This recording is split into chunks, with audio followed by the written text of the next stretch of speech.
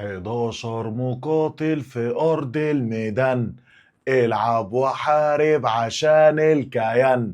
هنعدي وراك بحور ونقولها بأعلى صوت: الليلة يا المكسب يا الموت، الليلة يا المكسب يا الموت.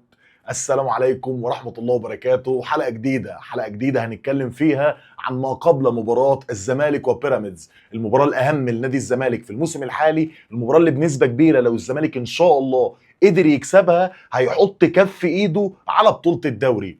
مبدئيا حابب اعتذر عن الفترة الأخيرة ان انا ما بنزلش فيديوهات هنا بقالي كتير قوي من ايام ماتش الزمالك وأوتوهو، ولكن ده راجع ان كان في مشكلة عامة في القناة، ما كنتش عارف ارفع فيديوهات خالص، وكنت شغال على اكتر من منصه فما كانش في وقت ان انا احل مشكله القناه. ولكن كنت قايل للناس عامه على باقي المنصات ان انا من بدايه من ماتش بيراميدز وبدايه من المدعكه الحقيقيه اللي هي البرايم بتاعه المدعكه، مباراه بيراميدز اللي هتلعب بكره، هرجع تاني واصور فيديوهات. ورجعنا النهارده في فيديو ما قبل مباراه الزمالك وبيراميدز، وزي ما انا كاتب لك كده في الصوره اللي بره الفيديو: دوس على وش ادخن تخين فيها يا زمالك، ما تعتمدش حد، ما تخافش من حد، احنا اللي بنخوف. الزمالك عنده ماتش مع بيراميدز هكلمك فيه عن اهميه المباراه، هكلمك عن اخطر الاوراق اللي موجوده في بيراميدز. ده اصلا كنا قايلينه من فتره قريبه في ماتش الدور الاول اللي الزمالك قدر يكسبه 1-0. هكلمك عن التشكيله الامثل اللي يبدا بيها الكابتن معتمد جمال، وهكلمك عن كيفيه تعامل لعيبه الزمالك مع المباراه دي عشان نطلع ان شاء الله بالهدف ان احنا ناخد ال3 نقاط ونفرق 5 نقاط في ترتيب الدوري عن فرقه بيراميدز و5 نقاط عن النادي الاهلي. فهتخش الجوله الجايه تلاعب انبي وهما الاثنين بيلعبوا بعض، يعني بنسبه كبيره لو كسبت انبي انت تقدر تقول انك بقيت بطل الدوري بنسبه تتخطى ال 90%. اهميه المباراه بص في وش اي زملكاوي هتحس ان الماتش ده هو من اهم الماتشات في تاريخ نادي الزمالك، مش في الموسم الحالي بس، من اهم الماتشات من حيث اهميه الماتش، ومن اهم الماتشات من حيث خوف الجماهير من اي دروب يحصل للفريق في المرحله الجايه. كلنا قاعدين قلقانين، هي الفرقه هتفضل ماشيه كده؟ هل الفرقه هتفضل الدنيا موفقه معانا بالشكل ده؟ واتكلمنا في ماتش شباب بلوزداد الجزائري ان الدنيا مشيت معانا في ماتش الجزائر ومشيت معانا في ماتش القاهره، وقدرنا نصعد للنهائي وقدرنا نوصل للهدف الاسمى ان انت تصعد لنهائي البطوله القاريه اللي بتلعبها السنه دي. ولكن لو جيت بصيت على الدوري الدنيا متدعبكه على الاخر. الوقعه هتخسرك البطوله، الوقعه هتخسرك الكارت المؤهل لبطوله دوري ابطال افريقيا، وده اللي احنا عايزينه، ده اللي انت كنت بادئ بيه الموسم بتدور عليه، ان انا على اقل تقدير في نهايه الموسم الزمالك الموسم القادم يكون موجود في دوري الابطال، المكان الطبيعي لنادي الزمالك اللي كل جمهور الزمالك مستنيين الزمالك يشوفوه فيه، لان احنا بقالنا 3 سنين بنلعب بطوله الكونفدراليه، بطوله اضعف بكتير من تاريخ نادي الزمالك. فالمهم انت داخل ماتش بيراميدز زي ما بقول لك كل الجماهير قلقانه، كل الجماهير شايفه ان الماتش ده هو ماتش مفصلي في الموسم الحالي وماتش مفصلي في تاريخ الجيل الحالي من لعيبه نادي الزمالك. ولو ترجع كده فيديوهين 3 هتلاقيني لما كلمتك عن ماتش بيراميدز في الدور الاول كنت بتكلم على ان لعيبه الزمالك على موعد مع كتاب التاريخ، على موعد من هم يحققوا دوري اعجازي ودوري استثنائي. الدوري السنه دي ممكن تقارنه بدوري سيد عبد النعيم، الدوري السنه دي هيكون من اغلى البطولات اللي حققها الزمالك في تاريخه، وده راجع لاكتر من عامل بقى التقليل اللي حصل للزمالك قبل بدايه الموسم من جمهور المنافس، عامل ان احنا نفسنا ما كناش مطمنين للفرقه، عامل ان الظروف اللي انت عديت بيها والمشاكل اللي انت عديت بيها، الازمات الماليه واللعيبه اللي سابتك ومشيت واللعيبه اللي انت استغنيت عنها، بعت ناصر ماهر لبيراميدز، بعت دونجا للسعوديه، فبقى عندك مشاكل كتير جدا لحد ما جه الكابتن معتمد جمال حطك على الطريق الصحيح. نتمنى ان نهايه الطريق ده يكون بطوله الزمالك وجمهوره كل اللي هو محتاجه في الموسم الحالي انه يحقق البطولتين. ناس كتير تقعد تسالك تقول لك طب انت بالنسبه لك ايه افضل، الزمالك ياخد الدوري ولا ياخد الكونفدراليه؟ انا بقول لك اخد الاثنين، ما دام انا دلوقتي مؤهل والارقام بتقول ان انا افضل وانا عندي افضليه في النقاط وافضليه في لعب مباراه النهائي في العوده على ارضي، ما اخد الاثنين. ايه المشكله؟ ايه المشكله ان انا افرح جمهوري بثنائيه تاريخيه؟ الزمالك بقاله فتره ما قدرش يعمل المعادله دي. الزمالك لما كان بيكسب الكونفدراليه ما كانش بيكسب بطوله الدوري، ولما كان بيكسب بطوله الدوري كان بيخرج من بطوله دوري الابطال. فالسنه دي انت قادر على انك تعمل معادله تاريخيه للجيل الحالي، الجيل الحالي على موعد مع انهم يكتبوا اساميهم بحروف من ذهب في تاريخ نادي الزمالك، وده اللي لازم يوصل للعيبه، لازم يوصل للعيبه، وده جمهور الزمالك عمله عامه في الفتره الاخيره سواء في الشارع او في المدرجات. او حتى على السوشيال ميديا اللعيبه واصل لها قد ايه ان جمهور الزمالك عارف اهميه الماتش، وواصل للعيبه الثقه اللي الجمهور حاططها فيها، والحاله اللي موجود فيها النادي في الفتره الاخيره من حاله التكاتف، سواء الجمهور، السوشيال ميديا، الاعلام، اللعيبه، الجهاز الفني، الاداره حتى اللي كان عليها علامات استفهام كتير وكان عندها اخطاء كتير في بدايه الموسم، بدات تتدارك الاخطاء دي في الفتره الاخيره. ففي حاله من التكاتف، في حاله من الروح العاليه، في حاله من الدوافع موجوده عند الفرقه، اتمنى ان احنا نستغلها في مباراه بيراميدز. ماتش مش ب3 نقط، الماتش ده ب9 نقط، 3 نقاط المباراه، 3 نقاط هتفرق عن المنافس المباشر بتاعك على البطوله اللي هو بيراميدز، هتفرق عن بيراميدز ب5 نقاط، هتفرق عن الاهلي ب5 نقاط. هيلعبوا بعض الماتش الجاي، واحد فيهم طابب، عايز ايه تاني؟ انا كل اللي انا والله العظيم 3، انا لا خايف من بيراميدز ولا خايف من انبي ولا خايف من اهلي ولا خايف من اتحاد عاصمه، انا خايف من الزمالك نفسه. انا الحاجه اللي قلقاني الزمالك، والسيناريوهات اللي الزمالك بيحب يحط نفسه فيها، وحزب البرمه اللي احنا متعودين ان احنا نخش جواها وبعد كده بنفشل. انا قلقان من الزمالك اكتر ما انا قلقان من اي منافس، لان لو جينا اتكلمنا عن المنافسين، اتكلم عن النادي الاهلي السنه دي ولا اسوأ، اتكلم عن بيراميدز، انت كعبك عالي على بيراميدز، انت بتعرف تكسب بيراميدز ايا كان مين ال11 اللي في الملعب. انت قدرت تاخد بطوله كاس مصر من فرقه بيراميدز وانت فرقتك عباره عن مصطفى شلبي ومصطفى الزناري، مع كامل احترامي يعني كان فارق عنك بكتير قوي على مستوى الجوده والكواليتي، وجاي لك وهو بطل افريقيا وعرفت تاخد منه بطوله وتتوج بكاس مصر على حسابه. فمباراه مهمه جدا، اتمنى ان لعيبه نادي الزمالك تنزل مركزه في المباراه دي. مش عايز الفرقه تنزل تلعب برضه بنفس الطريقه وبنفس النهج اللي احنا لعبنا بيه قدام شباب بلوزداد وبقالنا فتره بنلعب بيه، والجمهور عنده بعض التحفظات على شويه حاجات في الملعب، بفكره ان انا رد الفعل، انا اللي بستقبل هجمات وبلعب على التحولات. انا عايز الزمالك ينزل بكره يدوس على وش بيراميدز. خد من جمهورك في المدرج وتعامل، خد من جمهورك دوافع والعب، خد من جمهورك واعرف ان انت احسن منه مليون مره، احسن منه في التاريخ، احسن منه في الهويه، احسن منه على مستوى العناصر. انت السنه دي لعيبه الزمالك وصلت لمرحله ان هم افضل من لعيبه بيراميدز ومن لعيبه الاهلي.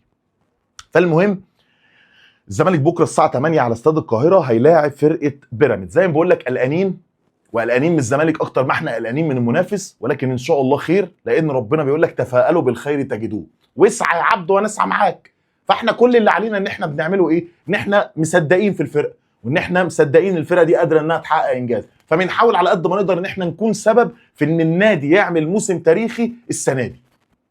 الزمالك وبيراميدز مش هكلمك في تفاصيل فنيه كتير، لان التفاصيل الفنيه لو رجعت 3-4 فيديوهات هتلاقيني لسه قايلها من شهر لما كنا بنلاعب بيراميدز في الدور الاول وقدرنا نكسبه 1-0 بجول حسام عبد المجيد من ضربه جزاء. والماتش ده الزمالك كان قادر انه يشيل بيراميدز سكور لولا كميه الفرص الغريبه اللي ضاعت من لعيبه الزمالك، بس انت كنت قادر تتفوق عليه فنيا في الملعب.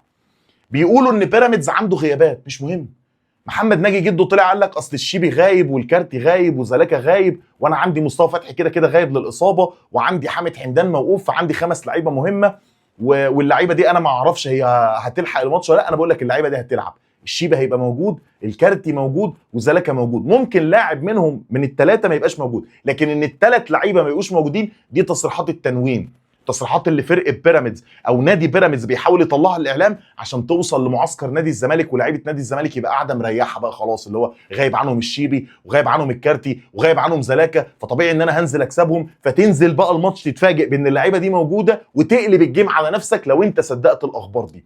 فما فيش حد غايب من بيراميدز غيره هم 2 لعيبه اللي انا متاكد من غيابهم، مصطفى فتحي وحامد حمدان. عدا ذلك كل اللعيبه وارد جدا انها تكون موجوده في التشكيله الاساسيه، وعلى راسهم الشيبي. الشيبي كده كده موجود، والشيبي كده كده هيشارك، والشيبي كده كده هيلعب ماتش الزمالك. ولكن لما هاجي اتكلم على التشكيله هكلمك في نقطه ان لو الشيبي ما لعبش، ولو الكارتي ما لعبش، ولو زلاكا ما لعبش.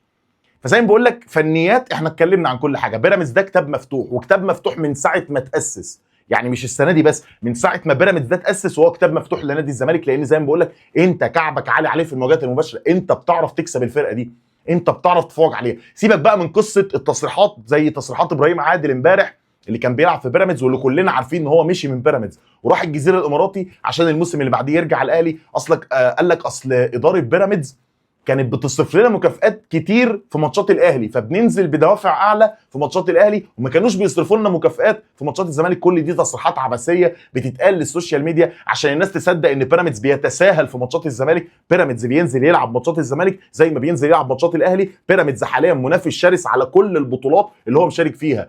انا مش هقعد اسمع لمشجع مقتنع ان بيراميدز فوت لي نهائي بطوله كاس مصر، مش هقعد اسمع لمشجع مقتنع ان بيراميدز هيفوت لي الماتش الجاي وبيراميدز في امس الحاجه للفوز بالمباراه دي عشان حتى الصعود لدوري الابطال. بعد كل اللي صرفه بيراميدز ده، بيراميدز هيرفض وبشده فكره ان هو يلعب كونفدراليه الموسم الجاي، فعنده الدوافع وعنده الحاجه اللي بيلعب عليها. فما تصدقش وما تسمعش، ركز بس في شغلك، ركز في اللي انت قادر تعمله في الملعب، ركز في تطوير الفرقه، ركز على المشاكل اللي موجوده عندك سواء في نص الملعب او المشكله الازليه اللي بقى لها فتره اللي كلمتك فيها مليون مره، اللي هي اضاعه الفرص. عشان ماتش بيراميدز بكره الفرصه بماتش، الماتش بتاع الدور الاول خلص بضربه جزاء، خلص 1-0 على الرغم ان الفرقتين كل فرقه مضيعه لها ما لا يقل عن هدفين.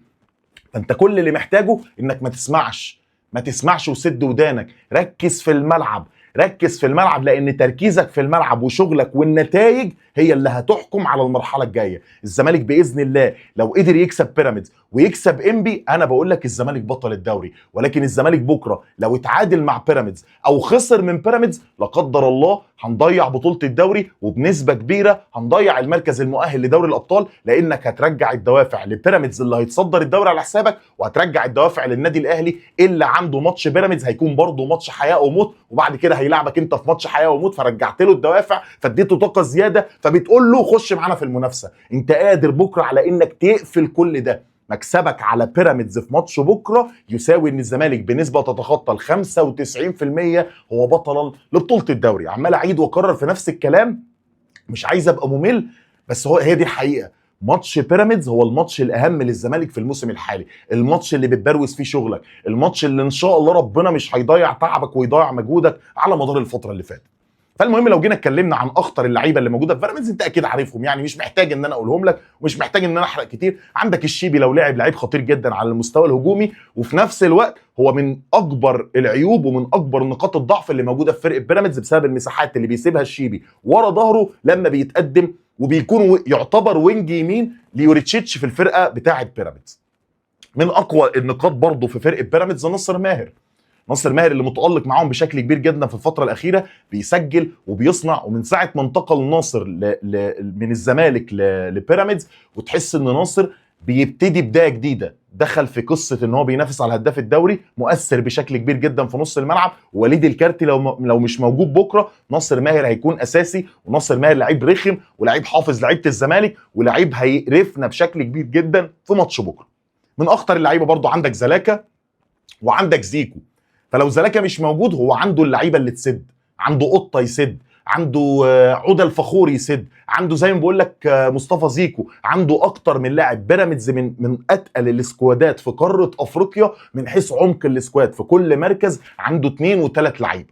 فعندك الوينجات بتاعتهم خطيره جدا، خصوصا في التحركات اللي هيتحركوها ورا المدافعين، وده اللي هينقلنا لنقطه مهمه قوي هقولها لك في التشكيله من وجهه نظري. وعندك في نفس الوقت خطوره موجوده عند بيراميدز ناحيه مصطفى زيكو يبان لك انه لعيب عادي، ولكنه من اهم اللعيبه في بيراميدز في الفتره الاخيره، خصوصا في حته الارتجال لما الكره بتبقى مع لعيبه نص الملعب او موجوده ناحيه اليمين، وزيكو يخش العمق الملعب زي ما بيعملها عدي الدباغ مع الزمالك، يخش العمق الملعب عشان يبقى شادو سترايكر او مهاجم تاني مع فيستون مايلي. اللي فيستون مايلي ده برضه نقطه من النقاط المهمه جدا اللي لازم يتعامل معاها محمد اسماعيل وحسام عبد المجيد بقمه التركيز. فيستون مايلي بقى له فتره مش احسن حاجه، مش عايزه يفوق عليا، مش عايز فيستون مايلي يبروز لي امكانياته في الماتش بتاع الزمالك. اما اخر نقطه ودي اهم نقطه برضو، ان بيراميدز عنده لعيب في نص الملعب من ارخم الديفندرات اللي انا شفتهم في حياتي، ولعيب متالق بشكل كبير جدا في الفتره الاخيره، وهو مهند لاشين تقدر تعتبره هو رمانه ميزان فرقه بيراميدز. مهند لاشين ده لو قدرت انك تتفوق عليه هتكسب الماتش. مهند لاشين ومعركه نص الملعب، لو قدرت تكسب الماتش ده، الميني جيم بتاع الدايره، في وجود لاعب زي مهند لاشين، الزمالك باذن الله قادر على انه يتفوق على فرقه بيراميدز في المجمل في ال90 دقيقه، وقادر نكسب الماتش، لانه ورقه خطيره جدا من اوراق المدير الفني يوريتشيتش. فده يعتبر ملخص اخطر الاوراق اللي موجوده في بيراميدز، مفيش حاجه تانية تقول عليهم، لان تقريبا فرقه بيراميدز زي ما بقول لك كتاب مفتوح، زي ما الزمالك يعتبر كتاب مفتوح، لان انت خلاص في مرحله نهايه الموسم. فالمدير الفني يوريتشيتش عارف الزمالك بيلعب ازاي، وعارف الزمالك بيقفل دفاعاته ازاي، وعارف الزمالك بيلعب على التحولات ازاي، وعارف ان دي نقطه قوه عند الزمالك، فكره ان انا بامن دفاعاتي بشكل كبير جدا جدا جدا، وبلعب على التحولات، وبلعب على نقل الكوره باقل عدد من اللمسات وباسرع طريقه ممكنه عشان اوصل لمرمى المنافس. ونفس الكلام الكابتن معتمد جمال على درايه كامله في فرقه بيراميدز، على درايه كامله بيراميدز بيلعب ازاي، الضغط العالي اللي بيطبقه بيراميدز على حامل الكره، الكثافه العاليه اللي بيعملها بيراميدز في تلت الملعب الاخير اللي هو تلت ملعبك انت الاول، فانت الفرقتين حافظين بعض. فانت كل المطلوب من الكابتن معتمد جمال ان انا انزل دارس نقاط القوه، اشتغل على اضعافها، دارس نقاط الضعف، واشتغل على ان انا استغلها احسن استغلال. بس كده، ده كل ما يخص فرقه بيراميدز. العامل الاهم بقى في موضوع بيراميدز ان انت بتلاعب فرقه بتبقى واقفه في الملعب هي عارفه انها هتخسر منك، ده عامل مهم قوي قوي قوي قوي. لعيبه بيراميدز في معظم ماتشات الزمالك ما عدا الموسم اللي فات بس في ماتشين الدوري، في معظم الماتشات اللي اتفرجت عليها الزمالك بيلعب بيراميدز، لعيبه بيراميدز عارفه انها صعب جدا انها تكسب الزمالك، بسبب بقى فكره ان هم لابسين تيشيرت الزمالك واحنا لابسين تيشيرت بيراميدز، بسبب الجمهور اللي موجود في الملعب، بسبب حاجات كتير قوي. فبيراميدز كده كده عنده اللعيبه لما بتبقى واقفه في الملعب بتلاعب لعيبه الزمالك، بحس بتفوق نفسي كبير جدا من لعيبه الزمالك ايا كان مين هم. لو الزمالك بيلعب بالناشئين والله وبيلاعب نجوم العالم لابسين تيشيرت بيراميدز، تحس ان لعيبه بيراميدز واقفه في الملعب عارفه انها كده كده هتخسر. فده دورك انت بقى انك تستغل ده، بان انا انزل ضاغط من بدايه الماتش، بان انا انزل احاول انا اللي اهدف الاول، ما استقبلش اهداف، ما العبش على المرتدات، ما بقاش رد فعل في الملعب، احاول ان انا اكون صاحب اليد العليا في الملعب، وده دور الكابتن معتمد جمال. اما الحاجه الاهم بقى والحاجه اللي انا عايز اتكلم فيها وهي التشكيله الامثل، وركز في التشكيله قوي عشان في كام تفصيله والله الكابتن معتمد جمال لو لعب عليها في ماتش بيراميدز انا اكاد اجزم لك وابصم لك كده بالعشر صوابع، ابصم لك ان الزمالك قادر على الفوز على بيراميدز بنتيجه كبيره، مش مجرد يكسب، مش مجرد يخطف الماتش زي ماتش الدور الاول. الزمالك لو لعب بالتشكيله اللي بقول لك عليها وبطريقه اللعب اللي بقول لك عليها، الزمالك ان شاء الله قادر على انه يرقع بيراميدز نتيجه كبيره، نتيجه تخرجه تماما من المنافسه وتخليك تغرد منفردا في صداره الدوري. مبدئيا في حراسه المرمى لا خلاف عليه المهدي سليمان، اكيد مش هجرب عواد في ماتش زي ده بعد طول الفتره اللي عواد غاب فيها، فسيبك من حارس المرمى. خط الدفاع هلعب باتنين مساكين محدش هيختلف، محمد اسماعيل وحسام عبد المجيد، ثنائيه من افضل الثنائيات اللي موجوده في قاره افريقيا، وزي ما قلت لك عليهم دور كبير جدا جدا جدا جدا في التعامل مع فيستون مايلي والتعامل مع الارتجاليه اللي موجوده عند زلاكا لو لعب وعند مصطفى زيكو، لان الاثنين دول ممكن يكونوا الموسم الحالي افضل مليون مره واخطر مليون مره من فيستون مايلي. باك يمين عمر جابر، ليه عمر جابر مش محمد ابراهيم؟ عشان عامل الخبرات، وده اللي لجأ له الكابتن معتمد جمال واقنعني انا شخصيا بيه في الفتره الاخيره. اللعيبه الصغيره خطر في مرحله زي دي، انت محتاج اللاعب الخبره، اللاعب اللي ما يلبسش ضربه جزاء بسهوله، اللاعب اللي عارف امتى اهدى وامتى اضغط وامتى اطلع بالكوره وامتى شتت وامتى اتعامل كويس مع الوينج اللي قدامي. فمحمد ابراهيم هيكون خطر جدا، ويمكن يكون افضل من عمر جابر امكانيات، ولكنه دفاعيا اقل من عمر، فعمر جابر لازم يكون موجود في مباراه بيراميدز لانه واحد من كباتن الفريق، واتمنى ان الشخصيه بتاع كباتن الفريق عمر، فتوح، الونش، عواد، حتى لو انت مش في الملعب شخصيتك ككابتن للفريق مهمه جدا جدا جدا في ماتش زي ده. باك شمال، انا من وجهه نظري باك شمال، ودي اول تغييره او اول تفصيله هكلمك عليها وانا بتكلم على الباك الشمال وانا بتكلم على الوينج الشمال. باك شمال من وجهه نظري احمد فتوح مش محمود بنتايج، وهقول لك ليه وانا بقول الوينج، يعني هقول لك ليه مش بنتايج وانا بتكلم على الوينج. بس فتوح دوره مهم جدا جدا جدا في النقطه اللي لسه مكلمك عليها بتاعه ككابتن من كباتن الفريق. فتوح دوره مهم جدا انه يلعب باك، لان اتضح في الفتره الاخيره ان فتوح بيفقد كتير جدا من امكانياته ومن مهاراته ومن الحاجات اللي بيقدر يقدمها فتوح لما بيلعب باك شمال عن لما بيلعب في نص الملعب. لان فكره ان فتوح يلعب في نص الملعب، في نص ملعب مش متكامل زي نص ملعب الزمالك في الفتره الاخيره، ده بيضر فتوح وبيضرنا احنا على مدار ال 90 دقيقه. ففتوح من وجهه نظري باك شمال مش نص ملعب. يبقى انت كده عندك خط الدفاع محمد اسماعيل وحسام عبد المجيد، باك يمين عمر جابر، باك شمال احمد فتوح. خش لي بعد كده على نص الملعب. من وجهه نظري لازم تلعب باحمد ربيع في ماتش زي ده. هتقول لي احمد ربيع مستواه زي الزفت في الفتره الاخيره، هقول لك مش مشكله، بس هو اكتر لاعب قوي بدنيا في كل لعيبه نص الملعب اللي موجود عندك في السكواد. فاللعب باحمد ربيع بكره في نص ملعب موجود فيه ناصر ماهر وقطه ومهند لاشين هو اجباري مش اختياري على الكابتن معتمد جمال. لازم احمد ربيع يكون مشارك في ماتش زي ده ويكون هو السته، ولازم احمد ربيع يستغل بقى ماتش بيراميدز عشان يعوض كل الفتره اللي فاتت اللي جمهور الزمالك ما كانش مقتنع بيه فيها. لازم يستغل ماتش كبير زي ده ويبروز لنا امكانياته، لان احمد ربيع هيكون نقطه مهمه جدا جدا لو شارك في نص ملعب نادي الزمالك قدام نص ملعب قوي، او يكاد يكون هو اهم خط في خطوط فرقه بيراميدز، اللي هو نص الملعب اللي زي ما بقول لك فيه مهند لاشين وفي الكارتي لو لعب وفي قطه وفي ناصر ماهر. نص ملعب يعني بعيدا عن فكره ان هم مشوا بلاتي توريه، نص ملعب قوي جدا. فلازم احمد ربيع يكون موجود، لان القوه البدنيه اللي عند احمد ربيع هتفرق معايا في التعامل مع لاعب زي مهند لاشين. جنب منه طبيعي جدا هتلعب بمحمد شحاته كارتكاز مساند. قدامهم بقى تلعب بمين؟ من وجهه نظري عبد الله ده مش ماتشه. عبد الله لازم يريح على الدكه ويكون ورقه معايا اشتغل عليها في الشوط الثاني. انا من وجهه نظري اللي يلعب قدامهم خوان بتزيرة. واحد يقول لي انت اتجننت بقى، انت عايز تلعب بخوان بزيرة صانع العاب؟ هقول لك عايز العب بخوان بزيرة صانع العاب حر، صانع العاب بيتحرك ناحيه اليمين وصانع العاب بيتحرك ناحيه الشمال وصانع العاب بياخد الكره وبيتحرك من العمق. ده هيمنع لعيبه بيراميدز من فكره المان تو مان اللي بترخم على بزيرة في معظم الماتشات، وفي نفس الوقت هتدي الحريه لبزيرة اعمل ما تشاء تحت خط الهجوم. فانا من وجهه نظري خوان بزيرة هو اللاعب الثالث في نص الملعب. عايز تعتبره صانع العاب اعتبره، بس هو مش هيبقى صانع العاب بناء على اللي اقوله لك في الوينج الشمال. من وجهه نظري الوينج الشمال على الورق يبقى محمود بنتايج. يعني نبدا الماتش زي ما بدات مباراه بيراميدز في الدور الاول بثنائيه فتوح وبنتايج، بس اعكس الادوار، اخلي بنتايج هو اللي وينج شمال واستفيد من قوه بنتايج الهجوميه، واخلي فتوح هو اللي باك شمال، لان بنتايج عنده ازمه كبيره في المساحات اللي بيسيبها ورا ظهره، ودي نقطه مهمه جدا ومميزه جدا عند الخطط الهجوميه اللي بيعملها يوريتشيتش في الفتره الاخيره. فمن وجهه نظري بنتايج يبقى وينج، واستفيد من ثنائيه فتوح وبنتايج دفاعيا وهجوميا في التعامل مع الوينج والتعامل مع الباك، وفي نفس الوقت فتوح يبقى دفاعيا اكتر من بنتايج، وفتوح هو اللي يبدا بالهجمه من ورا، فتوح هو اللي يستقبل هجمات بيراميدز مش محمود بنتايج. وفي نفس الوقت خوان بزيرة بقى لما يخش هو كوينج شمال، محمود بنتايج على طول بينقل لنص الملعب عشان يتعامل دفاعيا مع نص ملعب فرقه بيراميدز.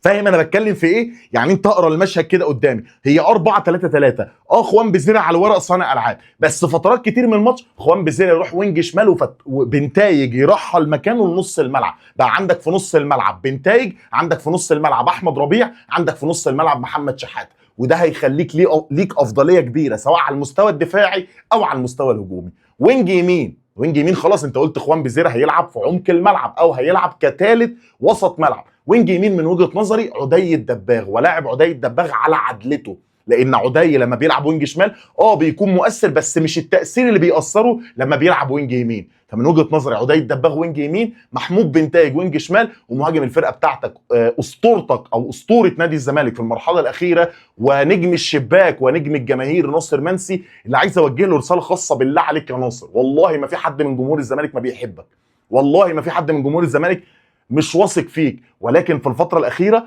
ناصر الموضوع بدأ يبقى معاه سلبي مش إيجابي. ناصر بقاله فترة في أنانية، ناصر بقاله فترة بيعمل حاجات غريبة بالكورة. محتاج من ناصر إنه يعمل نفس اللي عمله في الماتش الأول، وإنه يكون سبب رئيسي في ال3 نقاط، لأنه والله العظيم يا ناصر والله والله والله الموسم ده هيكون موسم بعيدا عن شغلك انت مع نفسك اللي خلاك افضل مهاجم مصري في الدوري، هينقلك 180 درجه عند جمهور نادي الزمالك، هتتحط في خانه ابعد ما تكون عن الخانه اللي انت موجود فيها حاليا. فده بالنسبه لي التشكيله، وده الخط الهجومي. وينج يمين عدي الدباغ، وينج شمال محمود بنتايج، ومهاجم الفرقه ناصر منسي. ودي من وجهه نظري التشكيله الامثل اللي يبدا بيها الكابتن معتمد جمال مباراه فرقه بيراميدز. تاني باكد، ماتش صعب، ماتش صعب. قلقان منه طبعا، قلقان منه. خايف من بيراميدز؟ لا والله. طب خايف من انبي؟ لا والله. طب خايف من الاهلي؟ لا والله. طب خايف من اي فرقه في الدوري؟ والله لا. طب خايف من اتحاد العاصمه في النهائي؟ والله لا. انا خايف من الزمالك نفسه. اللي مخوفني الزمالك نفسه، اللي مخوفني ان الزمالك بيعشق السسبنس، بيعشق البروباجندا، بيعشق ان هو ما يستغلش اخطاء المنافسين، بل بالعكس لما بيلاقي المنافسين بيغلطوا بيحب يغلط زيهم عشان يرجع المنافسين تاني في الصوره. موضوع بايدك، الدوري بايدك، الدوري انت اللي هتجيبه، الدوري انت مش مستني نتائج حد، امرك بايدك، مصيرك بايدك، قدرتك على الفوز بالدوري بايدك. فباذن الله باذن الله ده يبقى واصل للعيبه، باذن الله يبقى واصل للجهاز الفني بقياده الكابتن معتمد جمال اللي عندي فيه ثقه مبالغ فيها، على الرغم ان انا عارف ان هو عنده بعض النقاط اللي عليها علامات استفهام، وفي بعض من الجبن، وفي بعض من الديفوهات اللي بتبقى موجوده في الملعب، لكن الراجل ده عنده من الكريدت اللي يخليني ابلع حاجات كتير. بكره لو كسبت بيراميدز من غير اداء فني هسقف لك، بكره لو كسبت بيراميدز من غير ما تلعب كوره كويسه هسقف لك. كل اللي طالبه منك تعمل معادله بين الفنيات وبين الشخصيه والروح، لان زي ما قلتها وبعيدها وبكررها، والله الدوري ده ما هتعرف تحسمه كوره بس، الدوري ده عايز شخصيه، الدوري ده عايز دوافع، الدوري ده عايز روح، الدوري ده عايز تكاتف، الدوري ده عايز لعيبه مصدقه انها قادره تحقق بطوله الدوري. وباذن الله الزمالك قادر على تحقيق بطوله الدوري، سواء باللعيبه اللي موجوده اللي عندنا فيهم ثقه كبيره، سواء بالجهاز الفني بقياده الكابتن معتمد جمال، رجل المرحله الصعبه والرجل اللي قدر يخلي الزمالك يتحط تاني على الطريق الصحيح على مستوى البطولتين. وباذن الله زي ما كل جمهور الزمالك بيتمنى، الزمالك في نهايه الموسم يحتفل ببطوله الدوري ويحتفل ببطوله الكونفدراليه، ونحقق ثنائيه محليه وقاريه تفرق معانا في تاريخ نادي الزمالك، وتفرق مع الزمالك عامه ومع جمهوره في الرد على كل واحد ما كانش ليه اي 30 لازمه قلل من الزمالك في بدايه الموسم وقال لك الزمالك مش منافس والزمالك مش هيعمل حاجه السنه دي. دلوقتي كلهم بيتغنوا بالزمالك، المتزملكين اللي كانوا بيستنوا الزمالك يخسر عشان يطلعوا ترند على حس الزمالك وعلى استفزاز جمهور الزمالك، دلوقتي كلهم شادين بلاستر،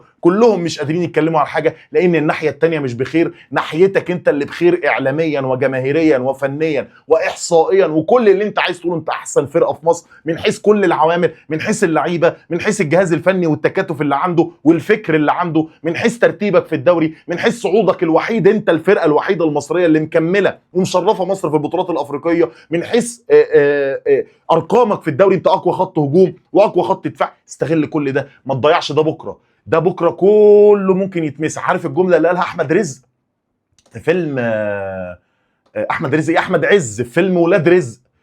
قال لك العمليه اللي جايه دي كون تاني خالص، انسى كل اللي فات، كل اللي انت عملته في الموسم ممكن يتهد على دماغك لو حصل اخفاق لا قدر الله في مباراه بيراميدز بكره. وعلى فكره الزمالك لو خسر او اتعادل من بيراميدز هو ما خسرش الدوري، ولكن الزمالك هيبقى خسر حاجات كتيره نفسيه، لانك هتبقى ضيعت فرصه ذهبيه من ايدك مش هتجيلك تاني، والمنافسين حرفيا مستنيين وقعه منك، لان الوقعه منك هتفوقهم وهتخليهم تاني يرجعوا للصوره. دوس على وش اتخن تخين زمالك، اكسب بيراميدز، اكسب التخين، اكسب اي حد انت تقدر تكسب، لانك عندك مقومات المكسب. وباذن الله الزمالك يفوز على بيراميدز، وباذن الله بعد الماتش هجي لك بفيديو نحتفل بيه بان الزمالك خلاص بنسبه 95% قدر يحقق بطوله دوري صعبه زي الموسم الحالي، وقدر يضمن وجوده في بطوله دوري الابطال في الموسم الجاي. وان شاء الله الفترة الجاية ما تبقاش فترة اخفاقات، تبقى فترة نجاحات وفترة بروزة لكل الشغل اللي اشتغله منظومة نادي الزمالك على مستوى فرقة الكورة في الموسم الحالي. وان شاء الله الدوري في 100 عقبة، وان شاء الله الكونفدرالية في 100 عقبة، وان شاء الله شعب الزمالك يفرح بكرة بفوز الزمالك على بيراميدز، لان حقيقي جمهور الزمالك يستاهل انه يفرح. طولت عليك، حقك عليا وحقك عليا في التاخير في الفتره الاخيره، هحاول على قد ما اقدر ان انا اكون ملتزم هنا زي ما قلت لك بعد ماتش بيراميدز بيوم على طول، لان انا مش هنزل فيديوهات في يوم الماتش، همشيها معاك سيستم، فيديو قبل الماتش بيوم وفيديو بعد الماتش بيوم، لان اثناء الماتش في فيديوهات كتير بنزلها على باقي المنصات، فيسبوك وتيك توك وانستجرام، تقدر تتابعني عليهم لو مش متابعني. فبعد الماتش بيوم اجي لك ونحتفل بفوز الزمالك على فرقه بيراميدز، وان احنا نبص للي جاي ونبص لماتش انبي، لان ماتش انبي برضو ماتش ان انت بتاخد فيه طارق من فرقه انبي اللي كسرت لك سلسله الانتصارات في الدور الاول. وبعد كده لو كسبت بيراميدز وكسبت انبي هيبقى فاضل لك ماتش الاهلي، ولك ان تتخيل ان الزمالك لو قدر يفوز على بيراميدز في مباراه الخميس وقدر يفوز على انبي في مباراه الاثنين، مباراه الاهلي والفوز على الاهلي ممكن تكون هي مباراه التتويج بالدوري المصري رسميا، والزمالك يبقى حسم بطوله الدوري قبل نهايه البطوله بماتشين، سواء ماتش سيراميكا او ماتش سموحه. وباذن الله الزمالك قادر على انه يعمل ده، وباذن الله الزمالك ما يدخلش نفسه في حسبه بيرما، وباذن الله الدوري في 100 عقبه. واشوفك على خير يا صديقي، ولو عجبك كلامي ما تنساش انك تعمل لايك وتشترك في القناه وتفعل زر الجرس عشان يجيلك فيديوهاتي اول باول. اسف على التاخير زي ما قلت لك، ولكن ان شاء الله اللي جاي كله التزام، اللي جاي كله فيه فيديوهات ان شاء الله تعجبك، وان شاء الله نحاول على قد ما نقدر نوصل وجهه نظرنا، يمكن وجهه نظرنا دي تكون سبب في ان الزمالك يكون احسن، لان ده اللي احنا كلنا بندور عليه في الفتره الاخيره. وان شاء الله ان شاء الله ان شاء الله جمهور الزمالك يفرح، لان زي ما قلت لك وباكد دايما جمهور الزمالك يستحق انه يفرح.